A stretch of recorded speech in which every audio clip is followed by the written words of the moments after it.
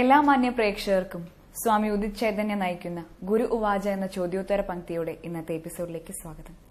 നമസ്കാരം സ്വാമിജി. നമ്മള് കഴിഞ്ഞ ആഴ്ച നമ്മള് ഡിസ്കസ് ചെയ്തത് ബിസിനസിനെ കുറിച്ചായിരുന്നു. ബിസിനസിനെ കുറിച്ച് ഒരുപാട് സംശയങ്ങൾ ഇനിയുണ്ട്. അതുകൊണ്ട് തന്നെ ഈ ആഴ്ചയും നമുക്ക് ബിസിനസിനെ കുറിച്ച് തന്നെയാണ് ഒരുപാട് ചോദ്യങ്ങളുള്ളത്.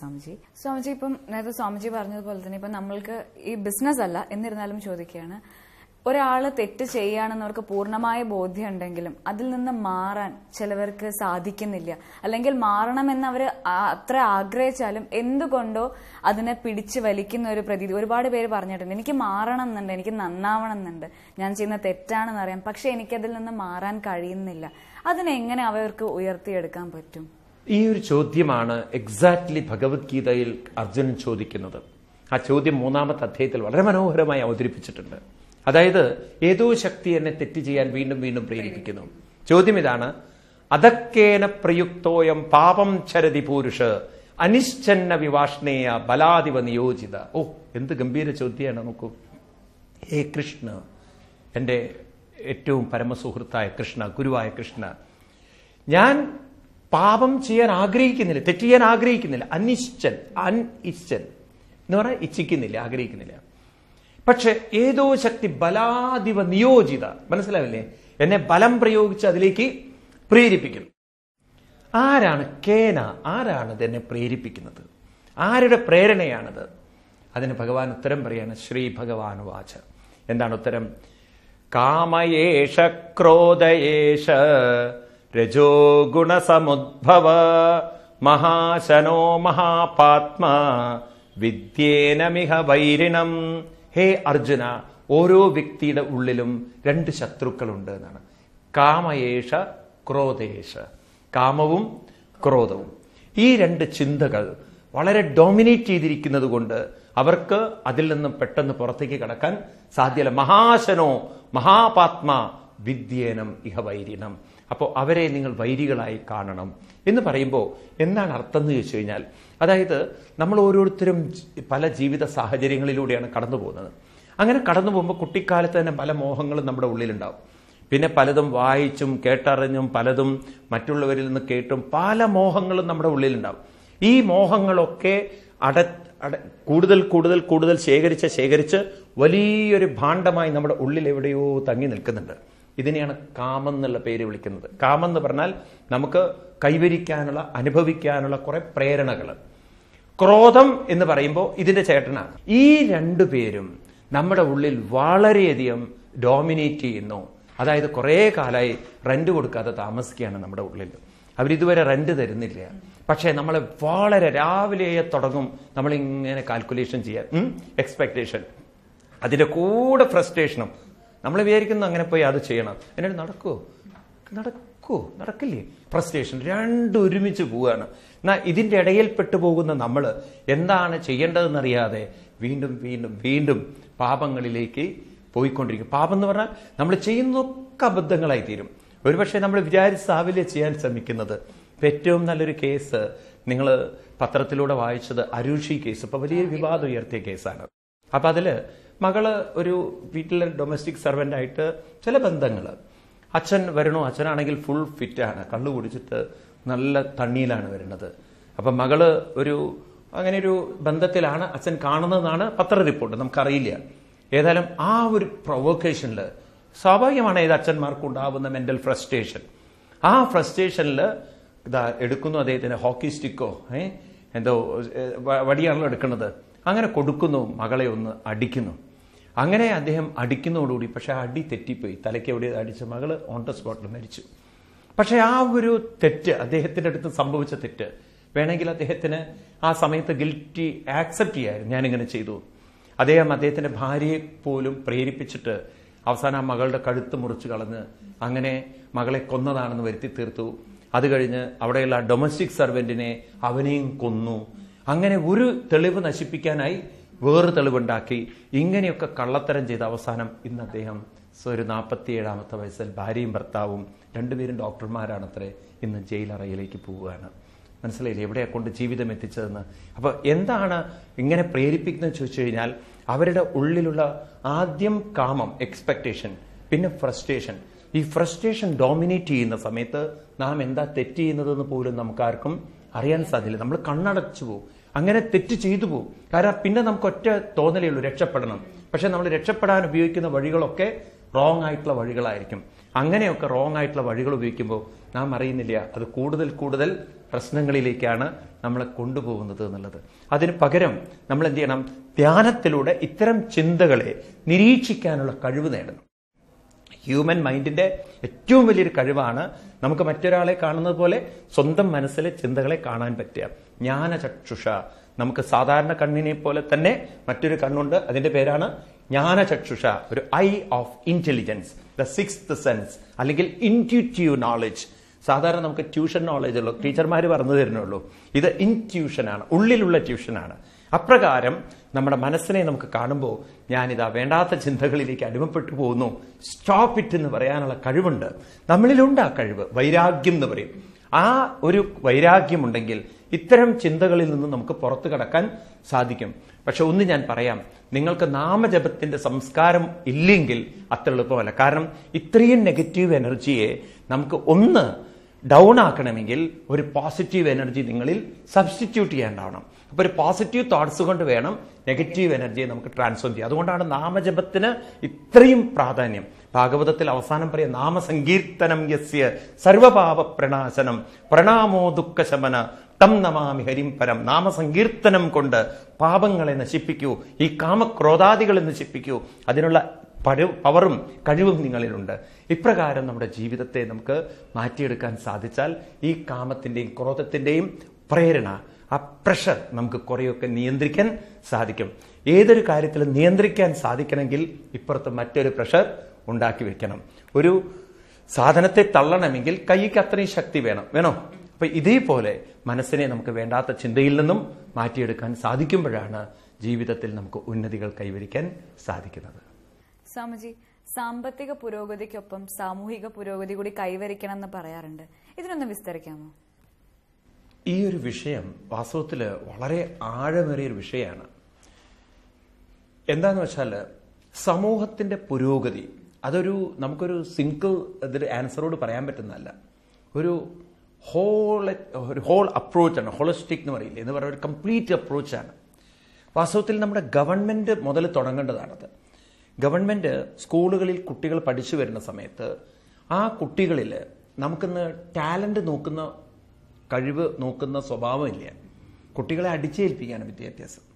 അപ്പൊ ഓരോ കുട്ടിയിലും ചില ടാലന്റുകൾ ഉണ്ടെന്ന് കണ്ടെത്തി ആ ടാലന്റുകളെ വളർത്തിയെടുത്ത് ആ ടാലന്റിനനുസരിച്ച് കുട്ടിയുടെ ഒരു പ്രൊഫഷൻ ചിട്ടപ്പെടുത്താൻ സാധിക്കുമ്പോൾ അവന് സ്വന്തം കാലിൽ നിൽക്കാൻ സാധിക്കും. അപ്പൊ അങ്ങനെ ഓരോ വ്യക്തി സ്വന്തം കാലിൽ നിൽക്കുമ്പോഴാണ് അവന്റെ കഴിവിനനുസരിച്ച് അവൻ വികസിച്ചു വരുമ്പോഴാണ് സമൂഹത്തിന്റെ സാമ്പത്തിക പുരോഗതി ഉണ്ടാകുന്നത്. ഇന്ന് ഗവൺമെന്റ് എന്താ ചെയ്യുന്നത് വെച്ചാൽ കുറേ സിലബസ് ഉണ്ടാക്കി, അത് തന്നെ സിലബസ് എന്താ ഉണ്ടാക്കുന്നത് പോലും അവർക്കറിയില്ല. പണ്ട് നമ്മുടെ നിയമസഭയിൽ ഭയങ്കര ചർച്ച നടക്കുകയാണ്. മിനിസ്റ്റർ പറയാണ് നമ്മുടെ സിലബസ് എല്ലാം മാറ്റണമെന്ന്. അപ്പൊ മറ്റൊരു മിനിസ്റ്റർ വിളിച്ചു പറയാണ് ചില ബസ്സല്ല എല്ലാ ബസ്സും മാറ്റണം, ഒക്കെ ചോർച്ച ചെയ്യണമെന്ന്. അതന്നെ അവർക്കറിയില്ല എന്താ പറയുന്നത് എന്നുള്ളത്, ഏത് ബസ്സിനെ കുറിച്ചാണ് പറയുന്നത് എന്ന് പറഞ്ഞ പോലെ ഈ സിലബസ് കുറെ കിതാബുകളൊക്കെ എഴുതിണ്ടാക്കി പിള്ളേരെ ഇരുന്ന് ഇങ്ങനെ പഠിപ്പിക്കുക. എന്നിട്ട് പാവം ഇങ്ങനെ മനപ്പാഠം പഠിക്കുക. ഒരു അർത്ഥവും അറിയില്ല. എന്താ പഠിക്കണമെന്ന് ചോദിച്ചു കഴിഞ്ഞാൽ ഇതാണ് അവരുടെ കാര്യം. കാരണം കുറെ ആവശ്യമില്ലാത്ത കാര്യങ്ങൾ പഠിപ്പിച്ച് അവസാനം 10ാം ക്ലാസ് പാസ്സായി, ഡിഗ്രി പാസ്സായി. ഇപ്പൊ എന്ത് ചെയ്യണു? തൊഴിലില്ലായ്മ വേതനം വാങ്ങിച്ച് വീട്ടിലിരിക്കുകയാണെന്ന്. അപ്പൊ ഈ തൊഴിലില്ലായ്മ വേതനം വാങ്ങിച്ച് വീട്ടിലിരിക്കാനാണോ ഡിഗ്രി പാസ്സായത്? നമുക്ക് വേണ്ടത് വിദ്യാഭ്യാസ രംഗത്തിൽ പോലും കഴിവുകളെ നോക്കി ആ കഴിവിനെ വളർത്തിയെടുത്ത് ആ കഴിവിലൂടെ കുട്ടിയെ സ്വന്തം കാലിൽ നിർത്താൻ സാധിക്കുമ്പോഴാണ് സാമൂഹിക സാമ്പത്തിക പുരോഗതി ഉണ്ടാകുന്നത്. എന്നാൽ സമൂഹത്തിന്റെ സാമ്പത്തിക പുരോഗതി മാത്രം പോരാ. കാരണം എല്ലാവരിലും ഒരേ കഴിവുണ്ടാവില്ല. കഴിവുള്ളവരും കഴിവില്ലാത്തവരും സമൂഹത്തിലുണ്ടാവും. അപ്പൊ എന്തുണ്ടാവും എന്ന് വെച്ച് കഴിഞ്ഞാൽ കാറൽ മാർക്സ് പറഞ്ഞ ഒരു അവസ്ഥ വരും, ഹാവ്സ് ആൻഡ് ഹാവ് നോട്ട്സ് എന്ന് പറഞ്ഞാൽ ഉള്ളവനും ഇല്ലാത്തവനും. അത് ഉള്ളവൻ മാത്രമാണ് സമൂഹത്തിൽ കൂടുന്നതെങ്കിൽ ഇല്ലാത്തവനെ നിലനിൽക്കാൻ പിന്നെ ഒരൊറ്റ വഴിയുള്ളൂ, റെവല്യൂഷൻ എന്നുള്ളത്. കാരണം ഉള്ളവന്റെ കയ്യിൽ എല്ലാ അത്യാധുനിക സാധനങ്ങളും ഇല്ലാത്തവനൊന്നുമില്ലാതെയായി പോകുമ്പോൾ അവൻ മറ്റുള്ളവൻ സമ്പന്നൻ ഉപയോഗിക്കുന്നതൊക്കെ കാണുമ്പോൾ അവനും ഇതൊക്കെ ഉപയോഗിക്കണം എന്നുള്ള മോഹം വരും. അപ്പൊ അവൻ അത്തരം കൂട്ടുകെട്ടുകൾ ഉണ്ടാക്കി പിന്നെ നക്സൽ പ്രസ്ഥാനങ്ങളും തീവ്രവാദ പ്രസ്ഥാനങ്ങളും ഉടലെടുക്കും. അങ്ങനെയാണ് തോക്കുകളിലേക്കും ബോംബുകളിലേക്കും മനുഷ്യൻ തിരിയുന്നത്. അങ്ങനെയാണ് സമ്പന്ന രാഷ്ട്രങ്ങൾക്കെതിരെ ദരിദ്ര രാഷ്ട്രങ്ങൾ എപ്പോഴും ശത്രുതാ ബുദ്ധിയോടുകൂടി കാണുന്നത്. ഭാരതീയ സംസ്കാരം പഠിപ്പിക്കുന്ന മറ്റൊന്നാണ്. നമ്മുടെ ഋഷീശ്വരന്മാർ നമ്മളോട് പറയുന്നത് എങ്ങനെയാണ് സാമ്പത്തിക പുരോഗതിക്കൊപ്പം സാമൂഹ്യ പുരോഗതിയും കൂടെ കൈവരിക്കുക. അപ്പം അതിന് 5 കാര്യങ്ങളാണ് ഋഷിമാര് നമുക്ക് പറഞ്ഞു തരുന്നത്. ഭാഗവതത്തിലെ ഏറ്റവും ഗംഭീരമായൊരു തോട്ട്സ് ആണത്. ഇത് വരുന്നത് 8ാം സ്കന്ധത്തിൽ 19ാമത്തെ അധ്യായത്തില് അവിടെ ശുക്രാചാര്യരും മഹാബലിയും തമ്മിലുള്ള കോൺവെർസേഷൻ ഉണ്ട്. അപ്പൊ ശുക്രാചാര്യര് മഹാബലിയോട് പറയാണ് എങ്ങനെയാണ് ഈ സാമ്പത്തിക പുരോഗതിക്കൊപ്പം സാമൂഹ്യമായ ഉന്നതി കൈവരിക്കാൻ. അപ്പൊ പറയുന്നത് ധർമായ അർത്ഥായ യശസേ കാമായ സ്വജനായ പഞ്ചതാ വിഭജനം വിത്തം ഇഹാമുത്രച്ചമോദതേ. 5 പഞ്ചതാ വിഭജനം വിത്തം, 5 സമ്പത്തിനെ വിഭജിക്കണം. അപ്പൊ 5 വിഭജിക്കണം സമ്പത്തിനെ. ഇത് നോക്കൂ, 5000 വർഷം മുമ്പ് ഭാരതത്തിലെ ഋഷിമാര് പറഞ്ഞു വെച്ചതാണ്. ശുക്രാചാര്യ പറഞ്ഞു കൊടുക്കുന്നത് പഞ്ചതാ വിഭജനം. അപ്പൊ എന്തിനൊക്കെയാണ് അത്രേ? ആദ്യം പറയുന്നത് കാമായ. കാമം എന്ന് പറഞ്ഞാൽ അവനവന്റെ ആവശ്യത്തിന് സമ്പത്ത് ഉപയോഗിക്കണം, തീർച്ചയായിട്ടും. രണ്ടാമത്തത് പറയുന്നത് സ്വജനായ, സ്വന്തം വീട് കുടുംബം തുടങ്ങിയതിന് സമ്പത്ത് വേണം. മൂന്നാമത്തെ പറയുന്നത് അർത്ഥായ. അർത്ഥം എന്ന് പറഞ്ഞാൽ നാളത്തേക്ക് വേണ്ടി എന്നാണ് ഇവിടുത്തെ സന്ദർഭത്തിന്റെ അർത്ഥം. അപ്പൊ നാളത്തേക്ക് വേണ്ടി സമ്പത്തിന്റെ ഒരു അംശം ചെലവഴിക്കണം. നാലാമത്തതാണ് യശസ്സേ. യശസ് എന്ന് പറഞ്ഞാൽ സമൂഹത്തിന്റെ പുരോഗതിക്ക് വേണ്ടി സമ്പത്തിന്റെ ഒരു അംശം ചെലവഴിക്കണം എന്ന് പറയുമ്പോൾ ഇല്ലാത്തവർക്ക് വേണ്ടി തന്റെ സമ്പത്തിന്റെ ഒരു അംശം ചെലവഴിക്കണം.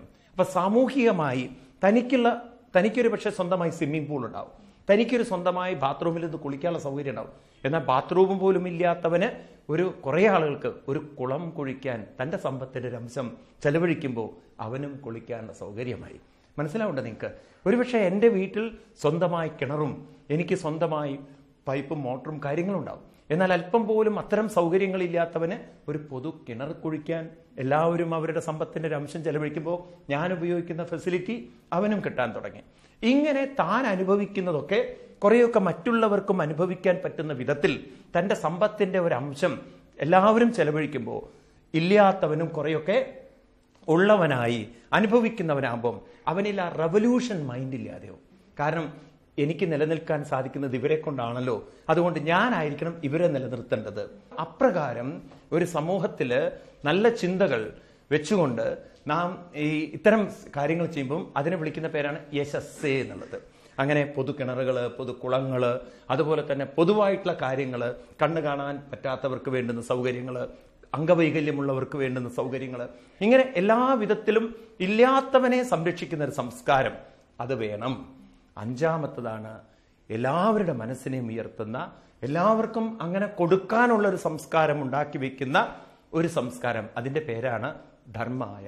ഇവിടെ ധർമ്മം എന്ന വാക്കിനർത്ഥം പറയുന്നത് ഓരോ സന്ദർഭത്തിലും ഓരോ അർത്ഥങ്ങളാണ്. എല്ലാവരിലും ഉന്നത മൂല്യങ്ങൾ, അതായത് ഞാനും നിങ്ങളും ജീവിക്കുന്നത് ഒരേ സത്യത്തിന്റെ ശക്തി കൊണ്ടാണ്, ഒരേ വായു ശ്വസിക്കുന്നതുകൊണ്ടാണ് നമ്മൾ നിൽക്കുന്നത്. അപ്പൊ ആ വായുവിനെ പൊല്യൂട്ട് ചെയ്യാതിരിക്കുക എന്നുള്ളത് നമ്മുടെ ധർമ്മമായിരിക്കണം. അതേപോലെ ഒരേ ഭൂമിയാണ് നമ്മൾ ആശ്രയിക്കുന്നത്, ആ ഭൂമിയെ പൊല്യൂട്ട് ചെയ്യാതിരിക്കുക എന്നുള്ളത് നമ്മുടെ ധർമ്മമായിരിക്കണം. ഇതുപോലെ ഒരു ബോധ മനസ്സാണ് നമുക്ക് എല്ലാവർക്കും ഉള്ളത്. കാരണം മനസ്സുകൊണ്ടേ നമുക്കിവിടെ ജീവിക്കാൻ സാധിക്കുള്ളൂ. ആ മനസ്സിനെ നമ്മൾ കളങ്കമില്ലാത്തതാക്കി തീർക്കണം. ഞാൻ നിങ്ങളെയും വഞ്ചിക്കരുത്, നിങ്ങൾ എന്നെയും വഞ്ചിക്കരുത്, ഞാൻ നിങ്ങളെ ചതിക്കരുത്, നിങ്ങൾ എന്നെ ചതിക്കരുത്. ഇപ്രകാരം മാ വിദ്യുഷാവഹേ, ഞാൻ നിങ്ങളെയും വെറുക്കരുത്, നിങ്ങൾ എന്നെയും വെറുക്കരുത്, ഞാൻ നിങ്ങളെയും നശിപ്പിക്കരുത്, എന്നെയും നശിപ്പിക്കരുത്. ആ ഉദാത്തമായ ഉന്നതമായ ചിന്തകൾ, അതിൻ്റെ പേരാണ് ധർമായ. ഇങ്ങനെ ഈ 5 കാര്യങ്ങൾക്ക് തൻ്റെ സമ്പത്ത് ചെലവഴിക്കണം. അപ്പൊ ധർമ്മത്തെ പ്രചരിപ്പിക്കാനാണ് ആധ്യാത്മികമായ അറിവുകളുടെ പ്രചരണം. അതിനാണ് ഭാഗവത സപ്താഹങ്ങളും ഗീത തുടങ്ങിയിട്ടുള്ള പുസ്തകങ്ങളുടെ പഠനങ്ങളൊക്കെ. അവിടെ പഠിപ്പിക്കുന്നത് ആരെയും വെറുക്കാനല്ല, ആരെയും വെറുക്കരുത്, അദ്വേഷ്ട സർവഭൂതാനാം എന്നൊക്കെയാണ് ഗീതയിൽ കൃഷ്ണൻ പറയുന്നത്. ഭാഗവതത്തിലും പറയുന്നത് ദയയാ സർവഭൂതേഷു ആശുതുഷ്യതി ജനാർദ്ദനാണ്. നിങ്ങൾ ദയ കാണിക്കുമ്പോൾ അവിടെ ഭഗവാൻ സന്തോഷിച്ചു കഴിഞ്ഞു എന്നാണ്. ഭാഗവതത്തിലെ ഓരോ വരികളൊക്കെ നോക്കിക്കഴിഞ്ഞാൽ വളരെ ഗംഭീരമാണ്. പറയുന്നത് ദ്വിഷതപ്പരകായേ മാമാനിന ഭിന്നദർശിന ഭൂതേശബദ്ധ വൈരസ്യ എന്ന മനഃശാന്തി മൃച്ഛതി. മറ്റൊരാളെ നിങ്ങൾ വെറുക്കുകയാണെങ്കിൽ എവിടെയാണ് ഈശ്വരൻ നിങ്ങളോട് പ്രീതനാവുന്നത് എന്ന് മാത്രമല്ല, ഭാഗവതത്തിലെ മറ്റൊരു വരി കേൾക്കുമ്പോൾ തന്നെ നമുക്ക് കോരിത്തരിപ്പുണ്ടാവും. കപിലൻ എന്ന് പറയുന്ന മഹാൻ അമ്മയോട് പറയണം, രാവിലെ എണീറ്റ് കഴിഞ്ഞാൽ സർവഭൂതാനി പ്രണമേത്, സർവഭൂതങ്ങളെയും ഒന്ന് പ്രണമിക്കണം, നമസ്കരിക്കണം. കാരണം ഈശ്വരൻ ജീവകലയാ പ്രവിഷ്ടോ, എല്ലാവരിലും ഈശ്വരൻ ജീവരൂപത്തിൽ പ്രവേശിച്ചിരിക്കുന്നു. അത് ഭഗവാൻ തന്നെയാണ്. എല്ലാവരുടെ ഉള്ളിലും ഒരേ ഒരു ഭഗവാൻ തന്നെയാണുള്ളത് എന്ന് മനസ്സിലാക്കി എല്ലാവരും ഒന്ന് മനസ്സുകൊണ്ട് നമസ്കരിച്ചോളൂ. അപ്പൊ ആരെയും വെറുക്കാൻ തോന്നില്ല, ആരെയും നശിപ്പിക്കാൻ തോന്നില്ല. അങ്ങനെ ഒരു സംസ്കാരമുള്ളൊരു ജനത പിന്നെ എവിടെയാണ് ബോംബ് വെക്കുക, പിന്നെ എവിടെയാണ് കുത്തിക്കൊല്ലുക, എവിടെയാണ് ബലാത്സംഗങ്ങൾ ഉണ്ടാവുക, എവിടെയാണ് ഇത്തരം നശീകരണ പ്രക്രിയകൾ ഉണ്ടാവുക, അല്ലേ? അപ്പം സംസ്കാരവും ഉയരണം. ഇങ്ങനെ 5 രീതിയിൽ സ്വന്തം കാര്യത്തിന്, സ്വന്തം കുടുംബകാര്യത്തിന്, അതുപോലെ തന്നെ നാളത്തേക്ക് വേണ്ടി സമൂഹത്തിന്റെ വീക്കർ സെക്ഷനെ ഉയർത്തിക്കൊണ്ടുവരാൻ, അതേപോലെ ഉന്നത മൂല്യങ്ങൾ ഉണ്ടാവാൻ, ഇങ്ങനെ സമ്പത്തിനെ ആർക്ക് ഡിവൈഡ് ചെയ്യാൻ പറ്റുന്നുണ്ടോ ആ സമൂഹത്തിൽ സാമ്പത്തിക പുരോഗതിക്കൊപ്പം തന്നെ സാമൂഹികവും സാംസ്കാരികവുമായ പുരോഗതി ഉണ്ടാവും. ഇതൊക്കെ ആലോചിച്ച് നോക്കൂ. 5000 years മുമ്പ് നമ്മുടെ ഋഷിമാര് പറഞ്ഞു വെച്ചിരിക്കുന്നു. അതുകൊണ്ട് തന്നെയാണ് ഭാഗവതത്തിനൊക്കെ ഇത്ര അംഗീകാരവും ബഹുമാനവും ഇന്ന് പ്രചരണവും കൂടി വരുന്നത്. കാരണം ഈ പറഞ്ഞതൊക്കെ പ്രായോഗികമാണ് എന്ന് മാത്രമല്ല, ഈ പറഞ്ഞതൊക്കെ പ്രായോഗികമാക്കാൻ പറ്റിയാൽ ഇന്നത്തെ കുറെ പ്രശ്നങ്ങൾ ഇല്ലാതേക്കാം. ഇന്ന് നമ്മൾ പത്രത്തിൽ കാണുന്ന കൊലപാതകങ്ങളും ബലാത്സംഗങ്ങളും ബോംബ് സ്ഫോടനങ്ങളും ഇതൊക്കെ ഇല്ലാതെയാക്കാൻ സംസ്കാരത്തെ മാത്രം മാറ്റിയാൽ മതി, അല്ലെ? സംസ്കാരത്തിന്റെ കുറവ് കൊണ്ടല്ലേ ഒരു സ്ത്രീയെ നോക്കുന്ന സമയത്ത് ഒരു ഭോഗവസ്തുവാണെന്ന് തോന്നുക, ഒരാളുടെ കഴുത്തിലുള്ള സാധനം കാണുമ്പോൾ ഇതെനിക്ക് അപഹരിക്കാനുള്ളതാണ് തോന്നുക, മറ്റൊരു മതസ്ഥനെ കാണുമ്പോൾ ഇവനെ എനിക്ക് കൊല്ലാനുള്ള ഒരാളാണെന്ന് തോന്നുക. അങ്ങനെയൊക്കെ തോന്നുന്ന തെറ്റായ പ്രവണതകൾ അത് തന്നെയല്ലേ സംസ്കാരത്തിന്റെ കുറവ്, അല്ലെ? എനിക്ക് ചോദിക്കാനുള്ള, ഗവൺമെന്റ് ഈ സംസ്കാരത്തെ മാറ്റാൻ എന്താ ചെയ്യുന്നത് എന്നാണ്. ഭാഗവതം പറയുന്നത് നിങ്ങളുടെ സംസ്കാരത്തെ നിങ്ങൾ മാറ്റുമ്പോൾ നിങ്ങൾ ദൈവീക തുല്യരായി മാറുന്നു എന്നാണ്. അങ്ങനെ ദൈവീക തുല്യമായ സംസ്കാരത്തിലേക്ക് ഉയരാൻ നമുക്ക് ഓരോരുത്തർക്കും സാധിക്കണം. അതിനാവട്ടെ നമ്മുടെ സമ്പത്തിനെ നാം ഉപയോഗിക്കേണ്ടത്. ഇതാണ് സാമ്പത്തിക പുരോഗതിക്കനുസരിച്ച് സാമൂഹ്യവും സാംസ്കാരികവുമായ പുരോഗതി. എല്ലാവർക്കും ഇത് നേടാൻ സാധിക്കണം. അതിനെല്ലാവരും തീവ്രമായി പരിശ്രമിക്കണം.